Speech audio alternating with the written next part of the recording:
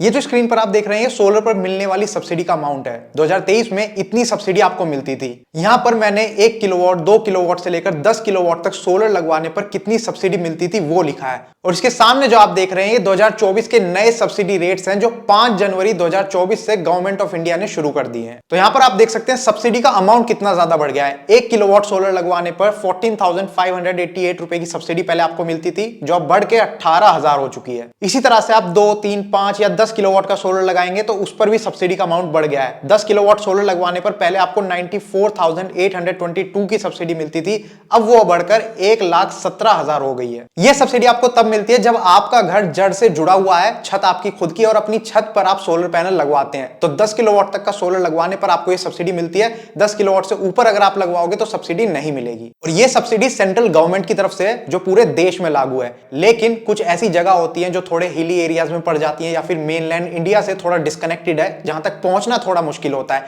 ऐसे स्टेट्स के लिए सब्सिडी का अमाउंट थोड़ा ज्यादा बढ़ गया है। इन स्टेट्स की लिस्ट में 7 नॉर्थ ईस्टर्न स्टेट्स आ जाते हैं, जिसमें मिजोरम, मणिपुर, त्रिपुरा, मेघालय, नागालैंड, असम, अरुणाचल प्रदेश और सिक्किम इंक्लूडेड है। इसके अलावा जो हमारे नॉर्थ साइड के स्टेट हो जाते हैं, जिसमें Ladakh, union territory of Jammu and Kashmir, Uttarakhand और हिमाचल प्रदेश भी इंक्लूडेड है। इसके अलावा इंडिया के जो आइलैंड स्टेट हैं, जिसमें लक्षद्वीप और अंडमान एंड निकोबार आइलैंड भी इंक्लूडेड है। अगर आप इनमें से किसी स्टेट में रहते हो और सोलर लगवाते हो तो आपको अमाउंट थोड़ा बढ़कर मिलेगा। कितना मिलेगा? ये जो आप टेबल देख रहे हैं इसमें आप देख सकते हैं 1 किलोवाट से 10 किलोवाट का सोलर अगर आप लगाते थे तो 2023 में कितना अमाउंट मिलता था, और इसके सामने अब आप देख रहे हैं कि अब ये अमाउंट बढ़कर कितना हो गया है। 1 किलोवाट का सोलर अगर आप लगवाएंगे तो 20,000 की सब्सिडी आपको मिलेगी, और उसके बाद जैसे जैसे ये बढ़ता जाएगा मैक्सिमम 10 किलोवाट तक का सोलर लगवाने पर 1,30,000 रुपए की सब्सिडी आपको मिलेगी। इसके बाद आ जाते हैं वो लोग जो बड़ी बड़ी बिल्डिंग्स में रहते हैं, अपार्टमेंट्स में रहते हैं, जिनको RWA और ग्रुप हाउसिंग सोसाइटीज बोलते हैं। छत उनकी खुद की कॉमन नहीं होती, लेकिन वो भी सोलर लगवाना चाहते हैं। तो क्या वो लगवा सकते हैं और क्या उनको सब्सिडी मिलेगी?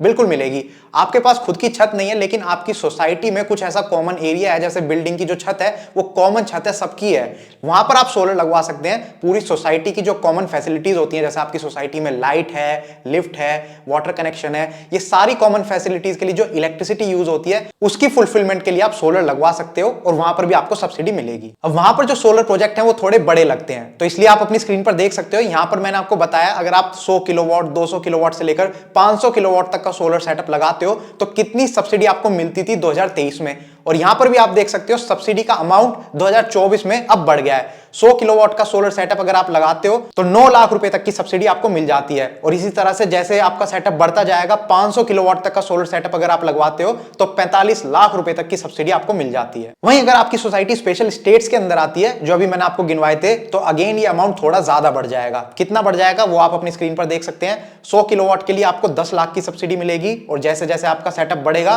500 किलोवाट तक के सोलर के ऊपर आपको 50 लाख की सब्सिडी मिल जाएगी। 500 किलोवाट से ज्यादा का सोलर सेटअप अगर आप लगवाते हो तो कोई सब्सिडी नहीं मिलेगी। सबसे इंपॉर्टेंट बात, ये जो सब्सिडी का बढ़ा हुआ अमाउंट है ये 5 जनवरी 2024 से शुरू हुआ है। तो अगर आपने अपने घर पर सोलर लगवाया था सब्सिडी लेकर 5 जनवरी से पहले, तो आपको पुराना अमाउंट ही मिलेगा। 5 जनवरी के बाद अगर आपने अप्लाई किया है तो आपको बढ़ा हुआ अमाउंट मिलेगा। अब एक चीज का और ध्यान रखना, ये जो सब्सिडी मैंने आपको बताई है सेंट्रल गवर्नमेंट की तरफ से है। काफी सारे ऐसे स्टेट्स हैं जिनमें स्टेट गवर्नमेंट भी सब्सिडी देती है, तो वो अमाउंट इसके ऊपर ऐड हो जाएगा, तो वहां पर आपको ज्यादा सब्सिडी मिलेगी। For example Jammu and Kashmir, Uttar Pradesh, कुछ ऐसे स्टेट्स होते हैं जहां पर स्टेट गवर्नमेंट की भी सब्सिडी होती है सोलर लगवाने पर, तो वहां पर आपको ज्यादा सब्सिडी मिलेगी। अब सब्सिडी का अमाउंट तो मैंने बता दिया, लेकिन सब्सिडी लेने के लिए कुछ कंडीशंस हैं जिनका आपको ध्यान रखना है। सबसे पहले रेजिडेंशियल प्रोजेक्ट के ऊपर ही सब्सिडी मिलेगी, कमर्शियल के ऊपर नहीं मिलेगी। यानी कि दुकान, ऑफिस, फैक्ट्री, इन सब पर सब्सिडी नहीं है। घर पर सोलर लगवा रहे हो तभी सब्सिडी मिलेगी। दूसरा, आपका जो सोलर सेटअप है वो ऑन ग्रिड होना चाहिए, जिसमें बैटरी नहीं होती, ग्रिड से कनेक्शन आता है, सोलर सेटअप के साथ कनेक्टेड होता है। जितनी बिजली आपको यूज करनी है वो कीजिए, जो एक्स्ट्रा बनेगी वो ग्रिड में चली जाएगी। इस सेटअप के ऊपर ही आपको सब्सिडी मिलेगी। और सबसे इंपॉर्टेंट पॉइंट, आपके जो सोलर पैनल्स हैं वो DCR सोलर पैनल्स होने चाहिए। DCR सोलर पैनल्स उन पैनल्स को कहते हैं जो इंडिया में मैन्युफैक्चर हुए हैं। सोलर पैनल ही नहीं, उनके अंदर जो सोलर सेल लगे हैं वो सोलर सेल भी इंडिया में मैन्युफैक्चर हुए हैं। जो दूसरे नॉर्मल सोलर पैनल्स होते हैं उनमें सोलर सेल्स को दूसरी कंट्री से इंपोर्ट करके इंडिया में असेंबल किया जाता है।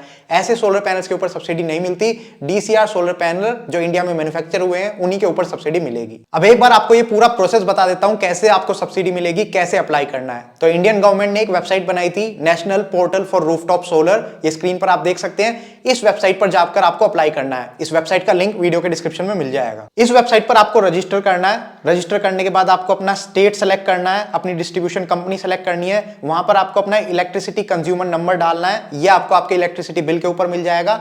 अपने फोन नंबर और ईमेल आईडी के साथ रजिस्टर करना है। एक बार जब आप रजिस्टर कर लोगे तो वहां पर आपको सारे स्टेप्स फॉलो करने हैं। अप्लाई करने के बाद आपको फिजिबिलिटी अप्रूवल के लिए वेट करना है। इसका मतलब होता है कि डिस्ट्रीब्यूशन कंपनी आपको बताएगी कि हाँ आप सोलर लगवा सकते हो। उसके बाद आपको रजिस्टर्ड एम्पैनल्ड वेंडर के थ्रू ही सोलर लगवाना है। ये जो एम्पैनल्ड वेंडर्स हैं इसकी लिस्ट आपको इसी वेबसाइट पर मिल जाएगी। यहाँ पर वेबसाइट पे आप देख सकते हैं मेन पेज के नीचे यहाँ पर एक ऑप्शन आ रहा है एम्पैनल्ड वेंडर्स बाय डिस्कॉम। जैसे आप इस पर क्लिक करोगे तो इसके सामने आपको यहाँ पर काफी सारे स्टेट्स के नाम दिख जाएंगे और उसके सामने डिस्ट्रीब्यूशन कंपनी का नाम लिखा हुआ है। तो यहाँ पर आप देख सकते हैं, जैसे हरियाणा की मैं बात करता हूँ क्योंकि मैं हरियाणा से हूँ, तो यहाँ पर दो ऑप्शन आ रहे हैं। तो मेरे वाला जो है वो है दक्षिण हरियाणा बिजली वितरण निगम लिमिटेड और उसके सामने एक नंबर लिखा हुआ है, यानी कि इतने एम्पैनल्ड वेंडर्स इस एरिया में हैं।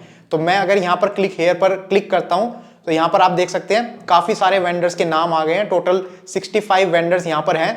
तो उनकी मेल आईडी यहाँ पर लिखी हुई है।